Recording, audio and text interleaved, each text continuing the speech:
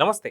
Welcome to Leo. మనతో ఉన్నారు senior journalist Kanakadurga Vadlamani గారు. నమస్తే మేడం. నమస్తే. మనం చూసుకుంటే జగన్ ఆడుతున్న ప్రతి ఒక్క డ్రామా కూడా తిప్పి కొడుతుందనే చెప్పుకోవాలి. గతంలో చూసుకుంటే కోడికత్తి సంబంధించిన డ్రామా ఏదైతే ఉందో జల్పల్లి శ్రీనివాస్ తను పూర్తిగా ఎదురు తిరగడం జరిగింది. అసలుకి దళితుల్ని ఎలా ఇబ్బంది పెడుతున్నాడో కూడా తెలిసింది. దాని తర్వాత వైఎస్ వివేకానంద రెడ్డి గారి కేసులో ఫస్ట్ గుండెపోటని, తర్వాత గొడ్డలిపోటని, దాని తర్వాత అది నారాసుర రక్త చరిత్రని, దాని తర్వాత అది వచ్చేసి కంప్లీట్గా గొడ్డలిపోటని, అది ఇంటి వారే చేయించారని తెలిసింది. అది బెడ్స్ కొట్టిందని చెప్పుకోవాలి. తర్వాత గులకరాయి కేసు కావచ్చు, దాని తర్వాత ఏదైతే ఢిల్లీ స్థాయిలో వెళ్ళిన తర్వాత అక్కడ రాష్ట్రపతి పాలన అని చెప్పేసి అక్కడ అదొక డ్రామా కావచ్చు. దాని తర్వాత విజయవాడలకు సంబంధించినటువంటి ఒక ఏదైతే బోట్లను గుర్తించేటువంటి ఆ డ్రామా కావచ్చు, మొన్న జరిగినటువంటి ఒక పాస్టర్ ప్రవీణ్ గారికి సంబంధించినటువంటి డ్రామా కావచ్చు, అదేవిధంగా చూసుకుంటే వక్ఫ్ బోర్డ్ విషయాలు కావచ్చు, ఈరోజు జరుగుతున్నటువంటి ఒక తిరుమలకు సంబంధించి గోశాల కేసు కావచ్చు, ఇవన్నీ కాకుండా మధ్యలో వచ్చేసి హెలికాప్టర్ సంబంధించినటువంటి ఒక రాఫ్తాడ్ కేసు కావచ్చు. మొత్తానికి ప్రతి ఒక్కటి ఎదురు దెబ్బ కొడుతుందా జగన్ కంటే ఏం చెప్తారు? ఖచ్చితంగానండి. అసలు మీరు ఒక్కొక్కటి లోపలికి వెళ్ళి చూస్తే అసలు ఇవన్నీ అవసరమా జగన్మోహన్ రెడ్డికి అనిపిస్తుంది మనకి. మీకు ప్రజల్లో నిజంగా మీ మీద అంత అభిమానం ఉంటే మీరు ఇలాంటి చిల్లర పనులు చేయక్కర్లా, ఇలాంటి చిల్లర వేషాలు వేయక్కర్లేదు, ఇలాగంటే డ్రామాలు ఆడక్కర్లా. కానీ మీరు చెప్పినట్టుగా 2019 గెలవడం అవసరం అనుకున్నప్పుడు ఒక బాబాయ్ హత్య కేసు, ఆ బాబాయ్ హత్య మీరు చెప్పినట్టుగా ఫస్ట్ గుండెపోటు, తర్వాత గొడ్డలిపోటు, తర్వాత నారాసుర రక్త చరిత్ర, మళ్ళీ ఫైనల్గా అది గొడ్డలిపోటు. తర్వాత వైజాగ్ ఎయిర్పోర్ట్లో ఆ జల్పల్లి శ్రీనివాస్, కోడికత్తి శ్రీను అయిపోయాడు ఆయన పాపం. అతను నిజంగా ఆ కేసులోంచి బయటపడాలంటే ఈయన ఒక్కసారి కోర్టుకు వెళ్ళాలి. అతను బయటకు వచ్చేసిన కేసు అలాగే ఉంది కదా. అది అంటే వీళ్ళందరూ మేమందరం కూడా దళితుల కోసం మేమంతా మా జీవితాలు ధారపోస్తామంటారు, మాకు సామాన్యుల కోసం మేము బతుకుతున్నాం, మేము పేదవాళ్ళ కోసం పోరాడతామంటారు. సో వాళ్ళని ఏడిపిస్తారు. తర్వాత గులకరాయి సతీష్, ఆ తర్వాత వరుసగా మీరు ఏది తీసుకోండి, మీరు అన్నట్టు బోట్లు విషయం కావచ్చు, తర్వాత అక్కడ డ్రామాలు, ఢిల్లీ డ్రామాలు, తర్వాత వరదలో బురదలో దిగి అక్కడ డ్రామాలు, ₹1,00,00,000 అదేమైపోయిందో దేవుడికి తెలియాలి. పైగా మేము ఇచ్చామని వీళ్ళు అంటారు, మళ్ళా కాదు ఇస్తామన్నారు, ఇంకా అది కమిటీలో తేలలేదు, మేము తర్వాత చెప్తామంటారు. అంటే పొంతన ఉండదు. అదే మూడు రాజధానులు అన్నారు, మళ్ళా కాదు ఒక రాజధాని అన్నారు, మళ్ళా 3 అన్నారు, కాదు వైజాగ్ అన్నారు, మళ్ళా వైజాగ్లో అదేంటది ఋషికొండని అంతా కూడా దాన్ని బోడి చేసేసి అక్కడ ఏదో పెద్ద ప్యాలెస్ కట్టుకుని ఇది ప్రజల కోసం కట్టామంటారు, మరి దేనికో మనకు తెలియదు, ప్రభుత్వ భవనం అంటారు, సెక్రటేరియట్ అన్నారు, ఎన్ని రకాలుగా మాట్లాడాలో అన్ని రకాలుగా మాట్లాడారు. ఆ తర్వాత మీరు చెప్పినట్టు ఇటీవల కాలంలో తీసుకుంటే తిరుమల గోవులకు సంబంధించి, ఆ తర్వాత ఏమో ఇప్పుడు ఈ రాప్తాడు పర్యటన, ఆ రామగిరి దగ్గర, మీకు అసలు గోవులది అయితే మీకు ఇంకో సంగతి తెలుసా, అసలు మీరు ఆశ్చర్యపోతారు. గోవుల మీద ఇవాళ ఏదైతే భూమన కరుణాకర్ రెడ్డి గారు ప్రెస్ మీట్ పెట్టారు, అది గుడి గోవు ఏదో వాళ్ళకి ఒక కాన్సెప్ట్ పెట్టి వాళ్ళు గోవులు ఎవరికైనా ఇస్తారనమాట. ఒక గోవును ఒకరికి ఇచ్చి వాళ్ళు పెంచి పోషించాలి దాన్ని. వాళ్ళందరూ కూడా పెంచకుండా వాటికి తిండి పెట్టకుండా వాటిని చంపేస్తే ఆ లెక్క తీసుకొచ్చి ఇప్పుడు టీటీడీలో ఈ లెక్కలో వేసి దీన్ని టీటీడీ చైర్మన్కి అంటగడుతున్నారు. అంటే ఈ ప్రభుత్వం వచ్చాక ఇలా చేశారని. మళ్ళా అక్కడ అసలు గోవులే ఉండవు, వాళ్ళకి నిధులు వెళ్ళిపోతాయి. అట్లా అసలు మీరు అది ఇప్పుడు దాని మీద ఒక్కసారి ఈ ప్రభుత్వం దృష్టి పెడితే అక్కడ జరిగిన అవకతవకలు ఏంటి, అక్కడ ఎంత మింగేశారు ఈ నిధులు, ఇవన్నీ మనకు బయటకు వస్తాయి. అది చిన్న విషయం కాదండి, అది చాలా పెద్ద కుట్రే అది కూడా. ఆ తర్వాత ఇప్పుడు ఈ మనకి తీసుకుంటే ఈ రామగిరిది ఏదైతే ఉందో రాప్తాడులో ఈ జక్కూరు నుంచి వచ్చిన ఈ హెలికాప్టర్ ఏదైతే ఉందో, మీరు ఇందాక చెప్పినట్టుగా ఇది ట్రూ అండ్ ఫ్రో మాట్లాడుకున్నారా, లేదు ఒకసారికి దింపడం వరకే మాట్లాడుకున్నారా, ఆ బై రోడ్ వెళ్దామని ముందే కుట్ర ప్లాన్ చేసి అది విండ్షీల్డ్ పాడైపోయిందని, తర్వాత సరే వాళ్ళ బట్టలో వాళ్ళ బ్యాగులో ఏవో మాయమైపోయాయి, ఎవరిది ఆ pilot Anil and pilot Shreyas Jain ఎవరో. అయితే ఇందులో ఇంకా పెద్ద విషయం ఏంటంటేనండి, వీళ్ళు లోకల్ లీడర్స్ ఇదంతా అరేంజ్ చేశారు, వైసీపీ వాళ్ళు. పోలీసులకి ఏం సంబంధం లేదు, పోలీసులు ఓన్లీ సెక్యూరిటీ ఇవ్వాలంతే.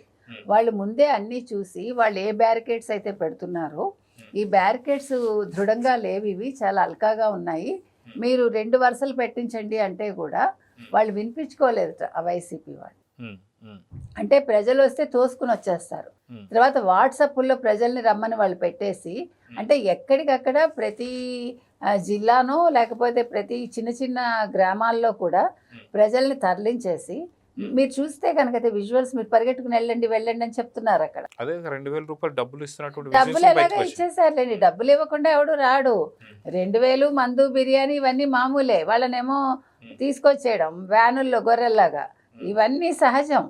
అది కాకుండా ఆ పొలాల్లో మీరు పరిగెట్టండి హెలిప్యాడ్ దగ్గరికి అని చెప్పారు వాళ్ళు, వాళ్ళందరూ పరిగెట్టుకుని వచ్చేసారు. మెసేజ్లు కూడా ఉన్నాయట, వాట్సాప్ మెసేజ్లు పెట్టారండి పొద్దున్నే, మీరు పరిగెట్టుకుని వెళ్ళిపోండి అని.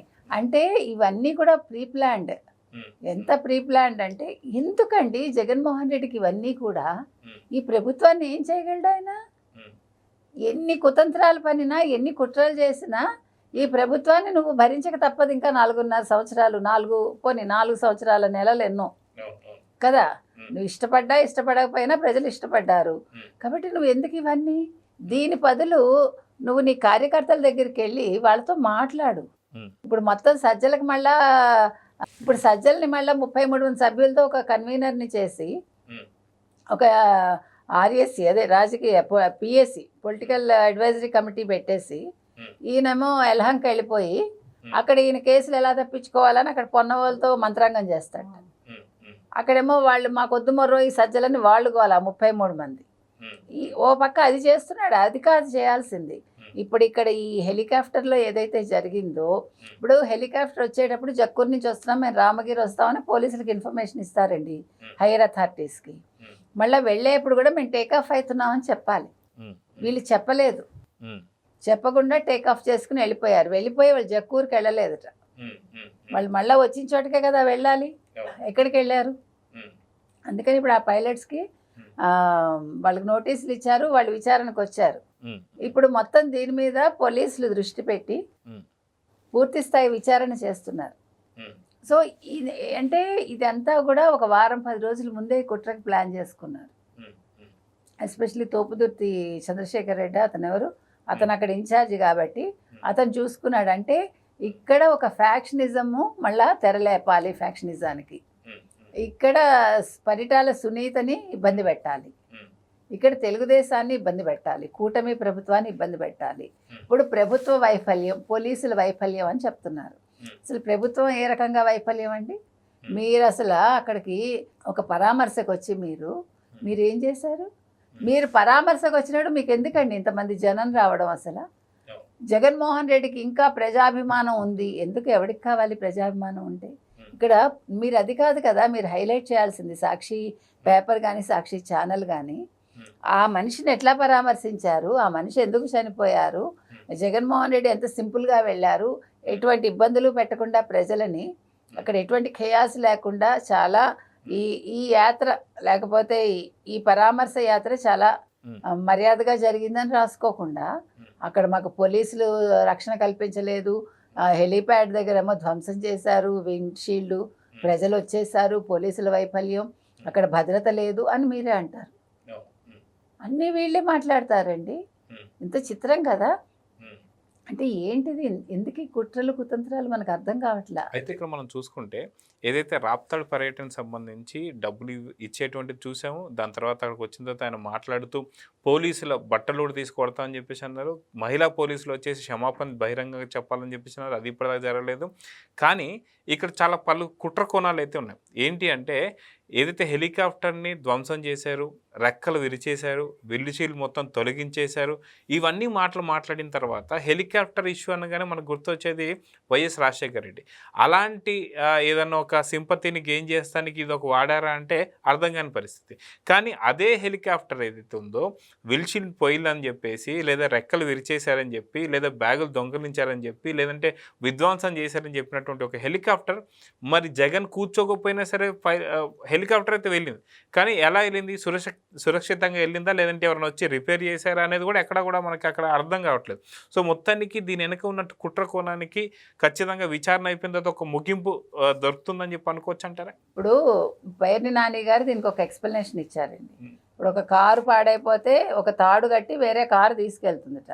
అంటే మరి హెలికాప్టర్కి ఏమైనా ఇంకొక హెలికాప్టర్ జత చేసి తాడు కట్టి హెలికాప్టర్ తీసుకెళ్లారా? మనకు అర్థం కాలే ఆయన అంటే అది ఎక్కడా కూడా కుదరలేదు. ఆయన కంపారిజన్ అనేది ఆ పోల్చి చెప్పడం అనేది కుదరలేదు కదా. మీకు గాలిలో హెలికాప్టర్ వెళ్ళటమును నేల మీద కారు వెళ్ళడం ఒకటేనా అంటే ఆయన ఏదో చాలా తెలివిగా నేను ఎక్స్ప్లెయిన్ చేస్తున్నాను అనుకున్నాడు ఆయన.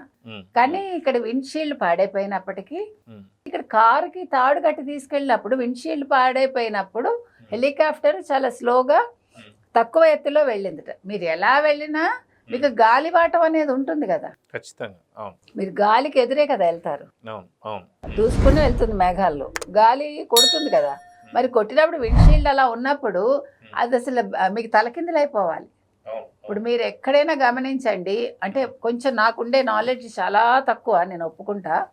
మనకి ఎందుకు మీకు కిటికీ తలుపులు మూసేస్తారు ల్యాండింగ్ అప్పుడును టేక్ ఆఫ్ అప్పుడు మూసేయమని చెప్తారు కదా. మీకు అసలు గ్లాసులన్నీ క్లోజే ఉంటాయి కదా. ఇప్పుడు ఒకవేళ నిజంగా విండో పగిలిపోతే మీకు ఇట్లాగా అది తలకిందులు అయిపోతుంది, విమానం కానీ హెలికాప్టర్ కానీ ఏదైనా, అంటే బతికే ఛాన్సెస్ ఉండవు. మరి విండ్షీల్డ్ పాడైపోతే అసలు అది ఎట్లా వెళ్ళింది, ఎట్లా అక్కడ జక్కూరుకి వెళ్లకుండా ఎక్కడికి వెళ్ళింది, అది ఎట్లా టేక్ ఆఫ్ అయిపోయింది, అసలు పోలీసులకు ఎందుకు చెప్పలేదు అధికారులకి మేము వెళ్తున్నామని. వచ్చేది మీరు చెప్పారు కదా, వచ్చేది మీరు ఇచ్చారు లెటర్, మరి వెళ్ళేప్పుడు చెప్పాల్సిన బాధ్యత కదా. అది ఒక మాజీ ముఖ్యమంత్రి ఆయన, ఒక ఎమ్మెల్యే ఆయనకి మరి ఆయన ఎలా వెళ్ళాడు, ఆయన 1 వే తీసుకున్నాడా 2 వే తీసుకుని అబద్ధం చెప్తున్నాడా, ఇప్పుడు జగన్మోహన్ రెడ్డి నాటకాలు ఆడాడా, ముందే ప్లాన్ చేసుకున్నాడా బై రోడ్ వెళ్ళాలని, వీటన్నింటికి సమాధానం రావాలండి. ఈ ముందు యాక్చువల్గా ఆ కంపెనీ ఏదైతే ఉందో జక్కూరులో ఆ కంపెనీని విచారించాలి, ఈ పైలట్స్ని విచారించడం ఒకటే సరిపోదు, ముందు ఆ కంపెనీ వాళ్ళ దగ్గర డీటెయిల్స్ తీసుకోవాలి, అది చాలా ముఖ్యం. ఎందుకంటే వాళ్ళు కూడా మళ్ళీ తారుమారు చేస్తే కష్టం, అక్కడ కూడా ఇంత అవకాశం ఇవ్వకూడదు అంటాను నేను. దేనికైనా కూడా మీరు చక్క ఎందుకంటే ఇప్పుడు పోలీసులు కూడా అట్లీస్ట్ ఒక 70 to 80% ప్రభుత్వానికి కరెక్ట్గానే పనిచేస్తున్నారు, వాళ్ళ డ్యూటీ వాళ్ళు చేస్తున్నారు. కాబట్టి వీళ్ళు త్వరితగతిని ఇలాంటివన్నీ కూడా పూర్తి చేసి అంటే ప్రజలకి తొందరగా వివరించమని చెప్తున్నా. ఎందుకంటే వైసీపీ కుట్రలు మామూలుగా లేవు, వీళ్ళు ప్రతిదీ ఒక గందరగోళం సృష్టించి అంటే సింపతి గెయిన్. అసలు ఇంతకంటే చీప్ ట్రిక్స్ ఇంకోటి లేదండి. అసలు ఒక సింపతి అనేది ఇలా తెచ్చుకుని మనం నా ప్రాణానికి ఏదో అయిపోతుంది, నీకు ప్రాణ భయం తప్ప ఈ 5 ఏళ్లలో మనం చూసింది ఇంకోటి లేదు. ఈ 10 నెలల్లో అదే వింటున్నాం మనం. ఏమండి ఎవడి ప్రాణం ఎవడికి కావాలండి, ఇక్కడ ప్రాణాలు కాదు కావాల్సింది, నువ్వు ప్రజలకు ఏం చేసావు అన్నది కావాలి. ఇప్పుడు మీ నాన్నగారి ప్రాణం గాలిలో కలిసిపోయింది, దానికి ఎవడు కర్త కాదుగా. ఈరోజు మీరు ఎవరినైనా అనగలరా, దాని మీద ఎవరినో అన్నారు మళ్ళీ వాళ్ళతో నువ్వు బిజినెస్ చేసుకున్నావు కదా. కాబట్టి అసలు ఇవాళ జగన్మోహన్ రెడ్డి సిగ్గుపడాలి ఇలాంటి పనులు చేస్తున్నందుకు. ఇంత 10 ఏళ్ళుగా ఆయన రాజకీయాల్లో ఉండి రాజకీయాలు నెరపి ఈ రకంగా సిగ్గుచేటుతనం ఇదంతా కూడా. ఒక మెచ్యూర్డ్ పొలిటీషియన్గా ఎప్పటికైనా మారితే బాగుంటుంది ఆయన. సో చూద్దాం మేడం, మొత్తానికి ఈ హెలికాప్టర్ ఇష్యూలో మొత్తానికి పైలట్స్ ఏం చెప్పబోతున్నారు, అదేవిధంగా ఆ ఏవియేషన్ కంపెనీ కూడా ఏం చెప్పబోతున్నారు అనేది చూద్దాం. మరి నమస్తే. నమస్తే. Please subscribe to Leo News for more videos.